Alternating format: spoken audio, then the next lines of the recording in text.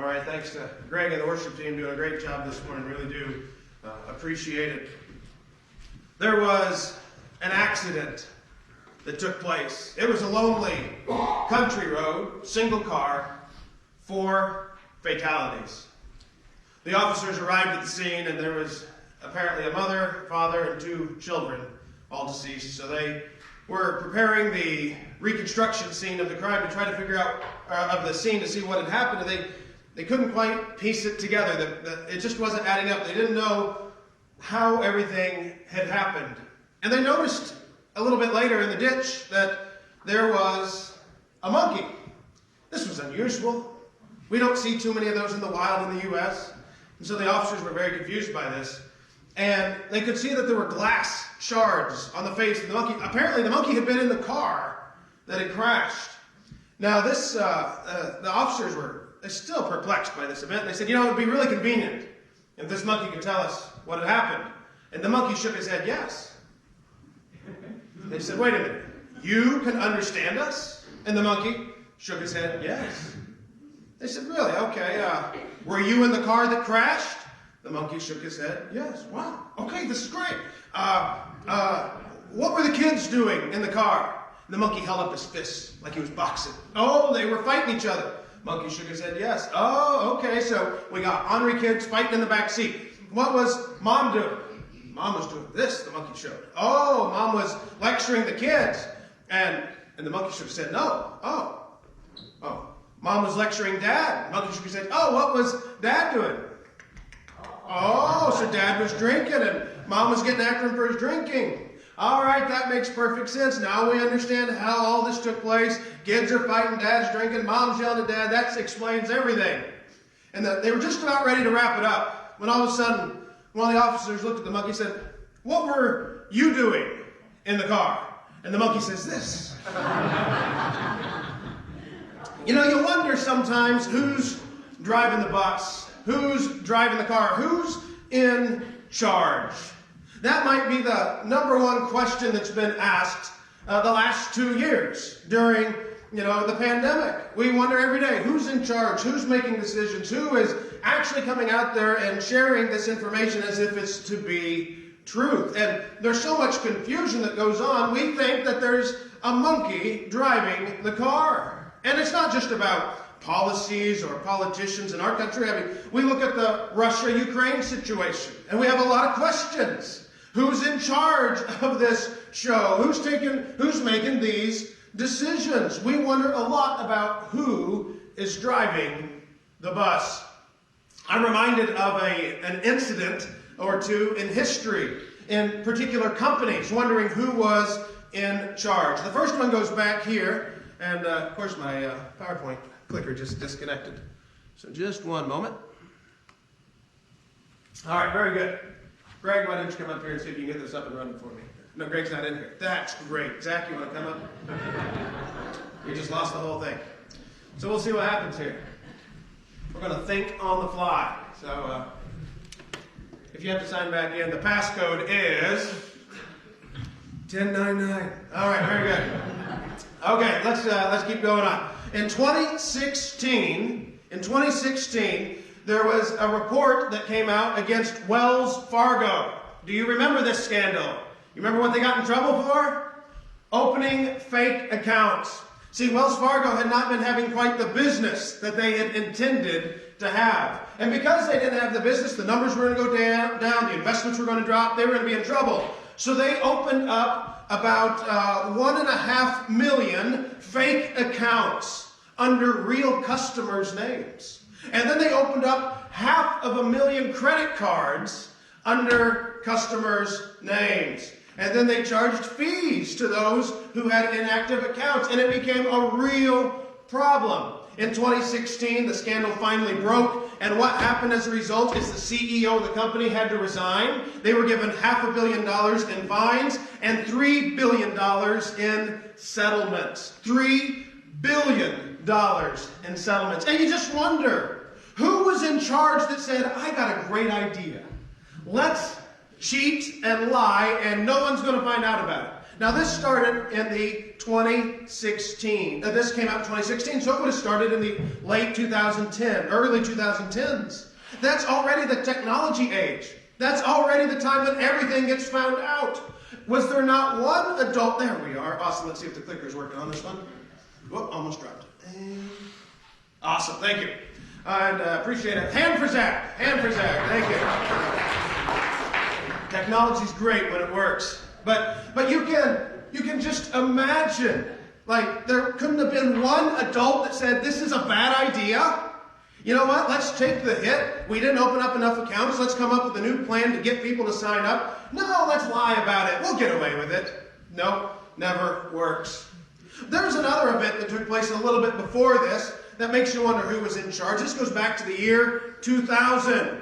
2000. Blockbuster was the dominant video rental service in the country. In fact, they even had an online digital presence. I don't know if most people even remember that. They had an online store. They had a lot you could work with and do. And so Blockbuster was up and running.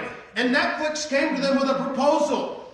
Why don't you buy us out and we will handle your online infrastructure? In fact, they were ready to do away with DVDs by mail in 2000 because they were in such financial straits and just take over the online work of Blockbuster, and they literally got laughed out of the room. If I remember right, there was another proposal in 2007 to make it happen. They declined it, and 18 months later, Blockbuster's value had dropped by 85%, and 3 years later, they would declare bankruptcy. Today, if you do not know it, there is one Blockbuster open in the United States. Where is it? Well, you can watch a documentary about it on Netflix. It's called The Last Blockbuster. I do believe there might be a little bit of some language in it. I don't recall for sure. It's really an interesting watch, though, if you have any nostalgia for video rental services. It's great. But here's the thing about Netflix. Today, they're not a streaming platform.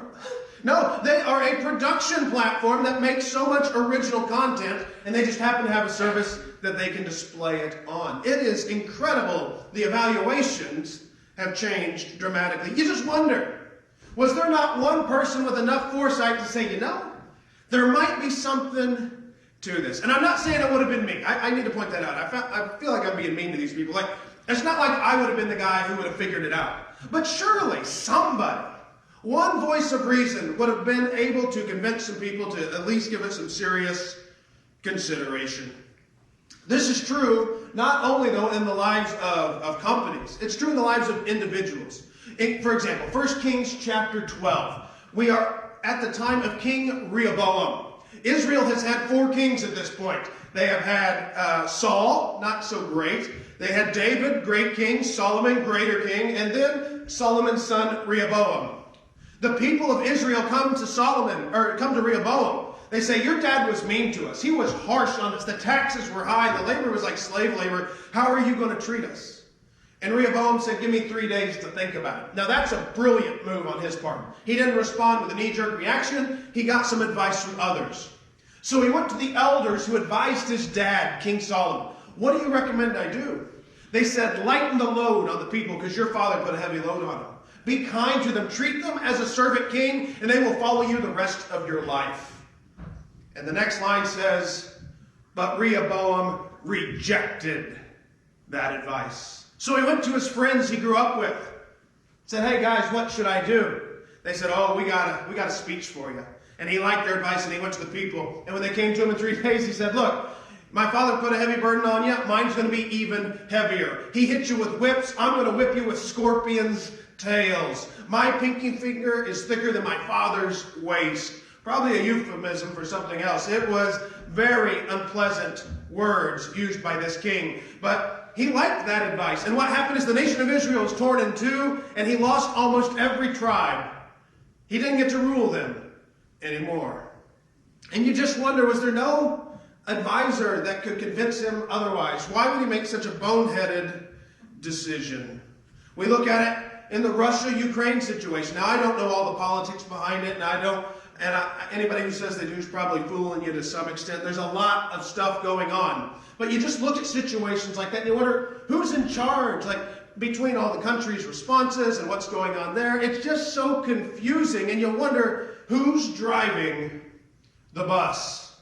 We live in a world where we continually are questioning who's in charge. But let's zoom in on your life. Who's in charge of your life? Now, there's a fair chance that you're going to give one of two answers. You're either going to say yourself or God.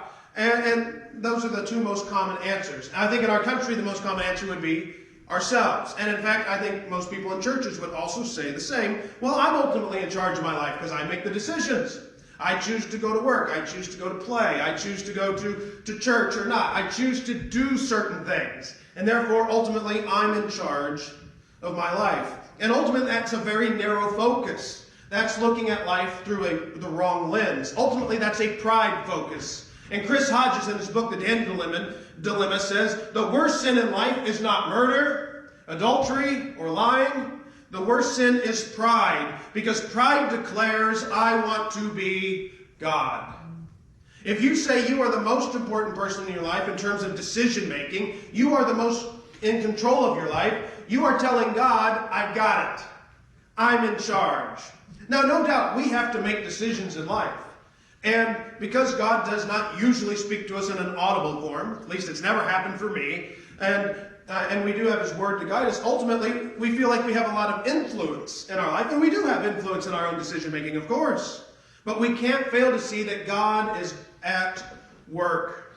Pride declares, I want to be God. Now, Nebuchadnezzar had a serious problem with pride. In Daniel chapter 4, we begin with these verses. King Nebuchadnezzar, to the peoples, nations, and men of every language who live in all the world, may you prosper greatly. It is my pleasure to tell you about the miraculous signs and wonders that the Most High God has performed for me. How great are His signs! How mighty His wonders! His kingdom is an eternal kingdom. His dominion endures from generation to generation. So, right off the bat, something very unique happens. In the Old Testament, almost the entire Old Testament is written in Hebrew, not Daniel chapter 4.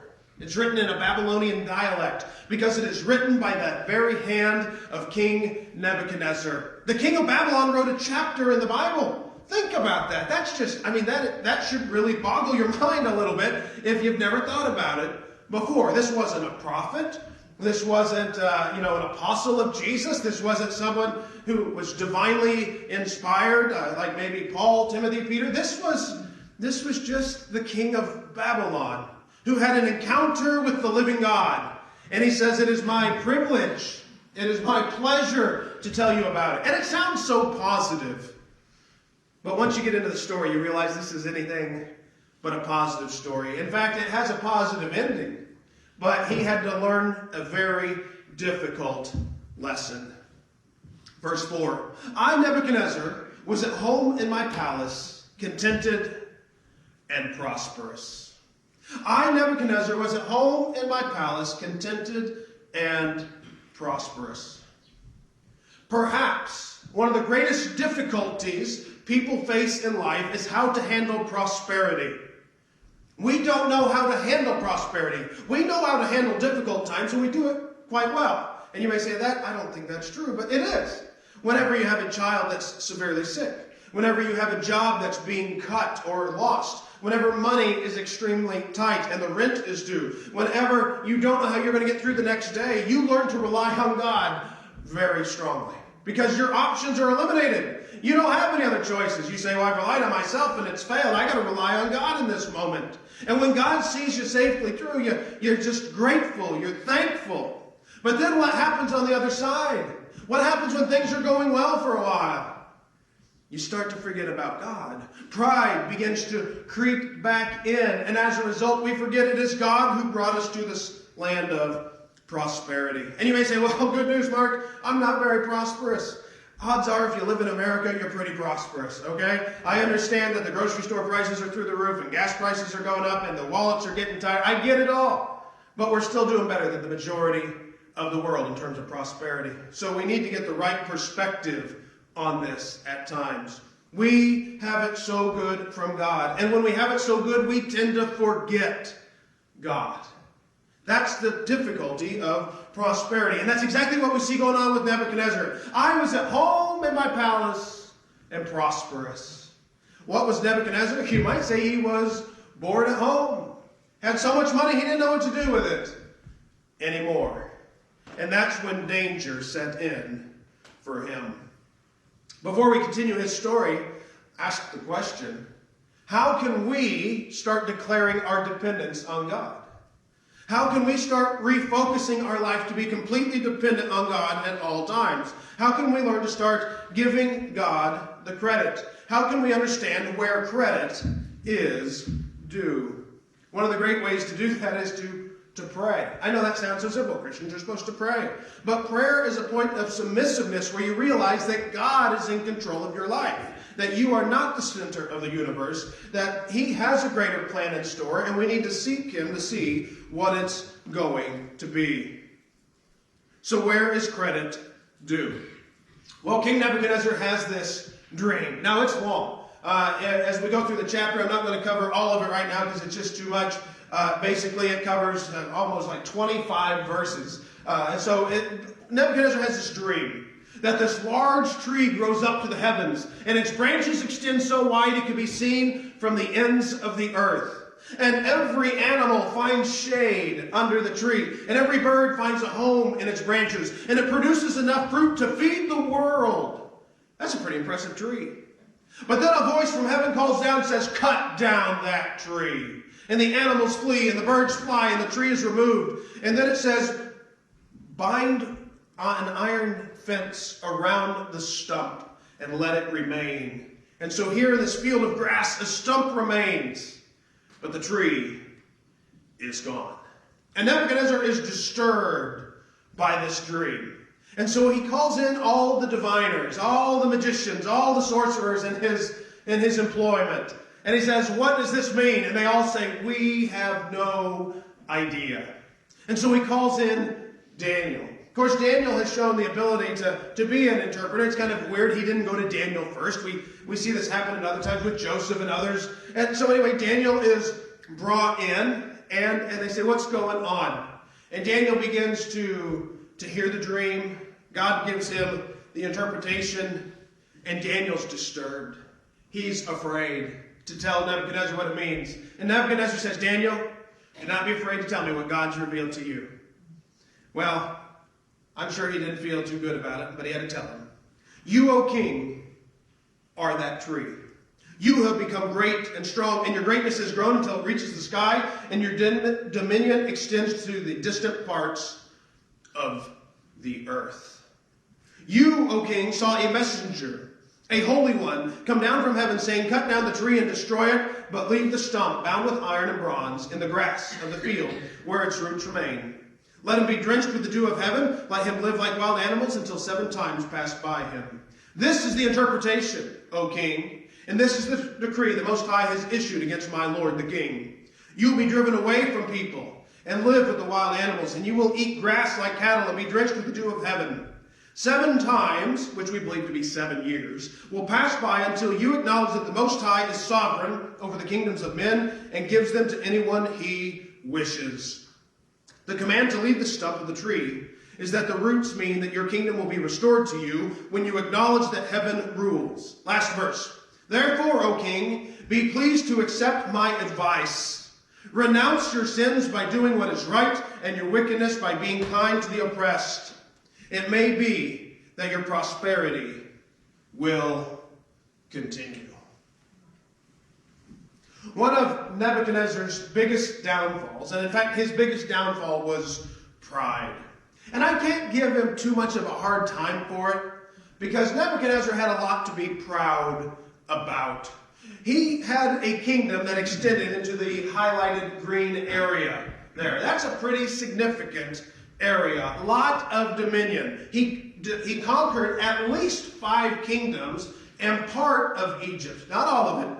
They were able to repel part of his attack, but he extended a huge kingdom. All the fertile plain in that area was owned by Babylon under his leadership. He also developed the ancient wonder of the world, the Hanging Gardens. His wife was homesick. He put together this plan, and they developed these gardens that had this great irrigation system, and they were at different levels, and all this was put together, and these beautiful gardens were established. Still considered one of the greatest one of the greatest architectural feats of all time.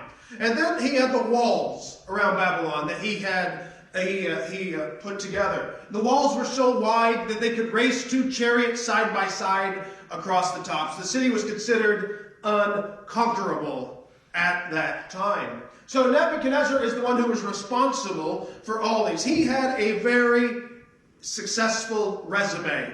If he came to you and said, I would like to be the king of your country, and you looked at it, oh yes, you check off all the boxes, come right on in. Like there's no debate about that. You would hire him on the spot. And so Nebuchadnezzar dealt with pride. But he takes the warning of Daniel seriously.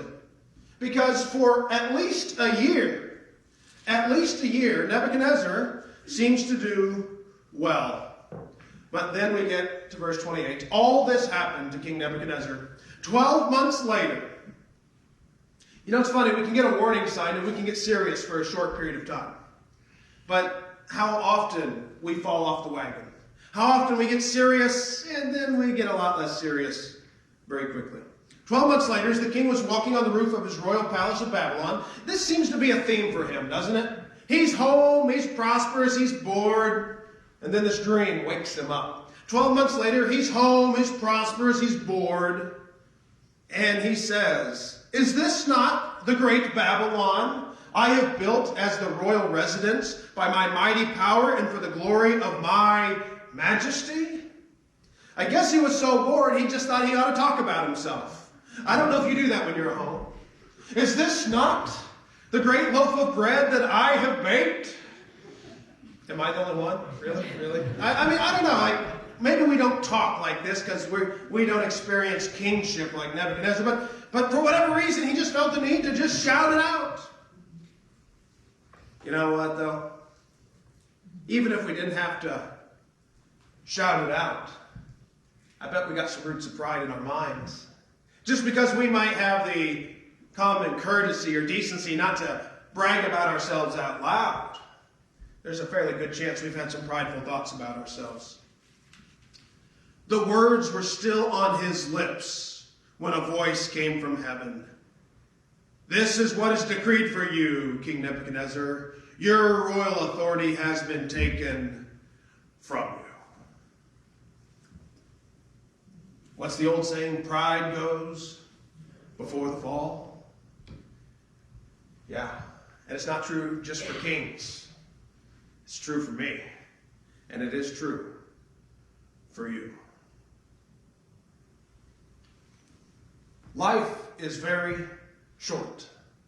Life is fleeting, is one of the terms that has often been used. And I believe it more and more all the time.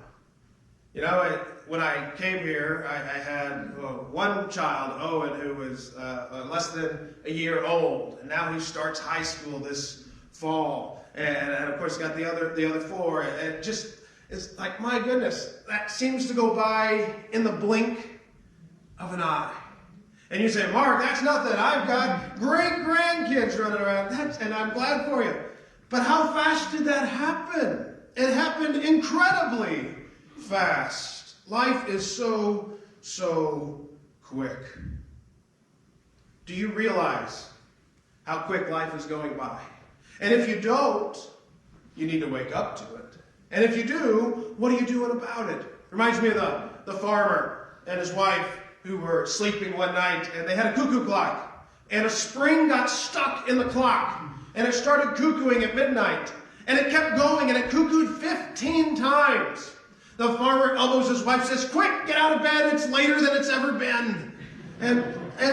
But that's true. Like, that's a true statement. And I don't try to use scare tactics, I don't get into that. But we're closer to the end of our life today than we were yesterday. That's true for every single person, even little Maylee running around. It's true for her. And it's true for you. And so we have to start living with some intentionality. We got to start living with purpose. We got to start living with reason. In Matthew chapter 6, verse 33, Jesus said, "Seek first the kingdom of God and his righteousness, and then all of life's needs will be taken care of." The problem is we don't often seek God's ways first. We often don't give God credit first. And so we have to start remembering that ultimately heaven rules. We have to be reminded that heaven rules. Not a deep bank account, not an abundance of possessions, not even a whole bunch of friendships and family and great memories. It is heaven that ultimately rules and is supreme. And then all the good things that come in our life is a gift from God. We have to quit thinking that we know what is best for our lives. We have to start remembering that it is God who knows what is best. And when our desires run counter to God's desires for our life, we have to make a decision about who we are going to acknowledge. Remember, it was Daniel who told Nebuchadnezzar, once you acknowledge that heaven rules, you will be restored. Once you acknowledge that, you will be brought back to be king. But it took him 7 years to acknowledge heaven rules. How many years has it been for you since you truly acknowledged heaven rules? When have you lost your way that you forgot that God truly is number one? Ultimately, it is best when we can learn the lesson from somebody else's life, like Nebuchadnezzar. But maybe one of the biggest difficulties of the human condition is we need to experience pain. We need to experience trauma. We need to experience loss. We need to experience challenges before we truly learn the lessons. That's the difficult nature of being human. But the good news is, God always offers a way back. The promise was given to Nebuchadnezzar, once you acknowledge, you will return. Once you acknowledge that heaven rules, you're going to be brought back. The prodigal son, while he was still a long way off, what happened? It said the father saw him and ran to him. There was a way back for him, even though he didn't know it existed. The woman who was caught in the act of adultery, Jesus said, "Where are your condemners? Who accuses you?" And she says, "No one, my Lord." He says, "Neither do I. Go your way and sin no more." There was a way back for her. When Peter denied Jesus, what happened? Jesus reinstated him. "Peter, do you love me? Then do what I say. Feed my sheep." And in fact, he would go on to say, "You're going to die a martyr's death for me. That's how much you really love me." Wow. After denying Jesus 3 times, Jesus showed Peter the way back. When Saul, before he became Paul, was persecuting the Christians, he was on the road to Damascus. He had an encounter with the risen Savior. And he said, "Saul, Saul, why do you persecute me?" Oh. He would have been worthy of death right then. But Jesus said, No, I've got big plans in store for you. And he reshaped the entire world and the message of the church as a result of showing him a way back. God is gracious and always shows us a way back once we acknowledge heaven rules. But for 7 years, Nebuchadnezzar would live like a madman, eating grass, hair growing long, nails growing long, and he would have no peace. We live in a crazy world. Besides war that has broken out, we have crazy things going on in our own country. There are some cities now that are handing out drug kits. I don't know if you've seen this or read up on this, but a lot of the cities that are dealing with overdose epidemics, they are now handing out drug kits so they at least have clean needles and a safe place to take their drugs because they're going to do it anyway. I mean, goodness, what happened to just say no? Now, I know that wasn't effective in terms of kids not actually using drugs and drinking, but come on. Well, let's just find a safe way for you to do that. That's like taking someone who's suicidal. Well, here's a real sharp blade, so make sure it works. That's a terrible idea. Nobody in their right mind would ever do that. Yet, we live in a crazy world. There's too many churches that have turned their back to the scriptures and said, that's a difficult teaching in 2022. We're just going to ignore that. Or we're a little too progressive for what the scriptures say, so we're going to pick out the good verses. We're going to pick out the verses that make you feel good about yourself, that promise you prosperity, and we're going to ignore the rest. We can't afford to do that anymore. We have to acknowledge and remember that heaven rules. And there's 3 simple ways to do that. Number 1 is to praise God. Again, this seems overly simplistic. You're probably thinking, Mark, I was looking for something a little bit deeper. 3 action steps, something a little bit more than just praising God. But praising God is the first key to restoration, because God responds to people who have broken hearts. If you will come to God and say, I don't know what to do, I don't know where to go, I don't get it, God gets it. And he will respond, just like the prodigal son and everyone else. Our sanity can be restored amidst a crazy culture. Let's go back to Daniel chapter 4. And we're going to pick it up at the beginning of verse 34, where King Nebuchadnezzar says, at the end of that time, I, Nebuchadnezzar, raised my eyes toward heaven, and my sanity was restored, and I praised the Most High. His restoration came through praise. I don't think you're here on Sunday mornings just to fill an hour and a half, or however long you're here if you come for breakfast, a little bit longer. I don't think you show up just because you have nothing to do. I think you realize that there is a part of this relationship with God that is fulfilled in church through corporate praise. And I'm telling you right now, sanity only comes through praise of God. Sanity can only be experienced when we first get together and praise him. It needs to be done individually, and it has to be done corporately. Secondly, we have to acknowledge that God's ways are just. God's ways are just. We have to quit changing the message of God to meet our needs. We need to conform ourselves to the image of God instead of conforming God to the American image. It's amazing, when the prodigal son came to his senses, he was in the pig pen. He says, well, at least I could be a servant at my dad's house. This is crazy. And not only was he brought back into his father's house, he was brought back as a son with full rights and given everything that a son would have in that culture. He acknowledged that his dad's ways were just, that what he did was wrong, and he was restored. So we need to praise God, and we have to acknowledge his ways are just. Beginning of verse 37. Now I, Nebuchadnezzar, praise and exalt and glorify the King of heaven, because everything he does is right and all his ways are just. Notice what he just said. All his ways are just. We have to quit compromising what we believe about God to be convenient in our culture today. We have to acknowledge that all of God's ways are just. And finally, we have to simply be humble. Be humble. Let's read the last words here of what Nebuchadnezzar writes. The last words we have from him in the scriptures. And those who walk in pride, he is able to humble. Last words. In fact, we don't see Nebuchadnezzar in the scriptures anymore.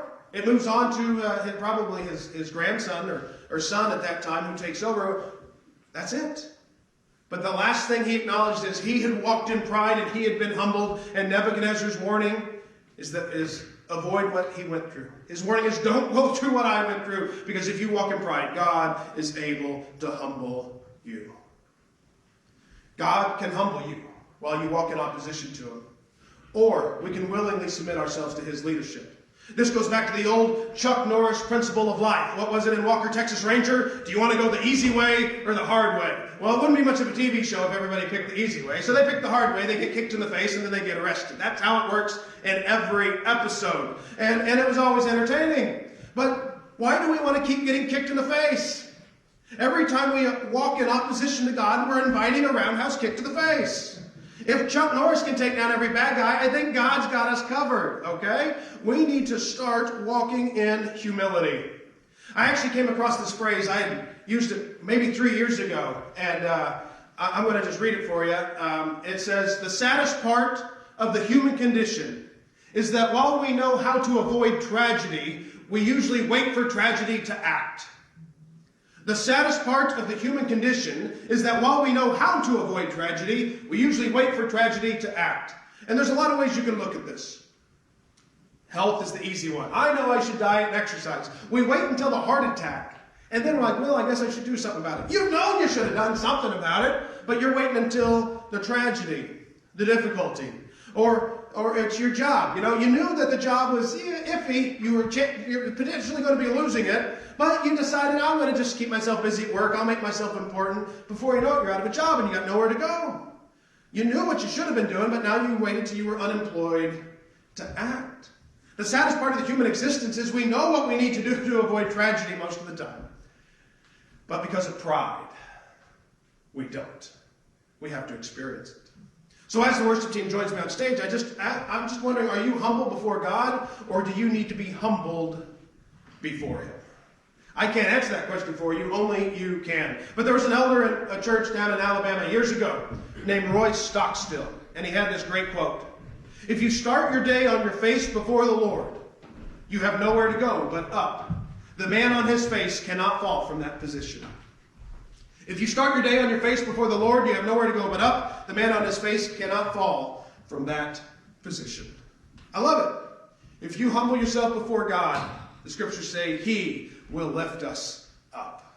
That's what humility before the Lord can do. But if you walk in pride, you will be humbled. So where are you today?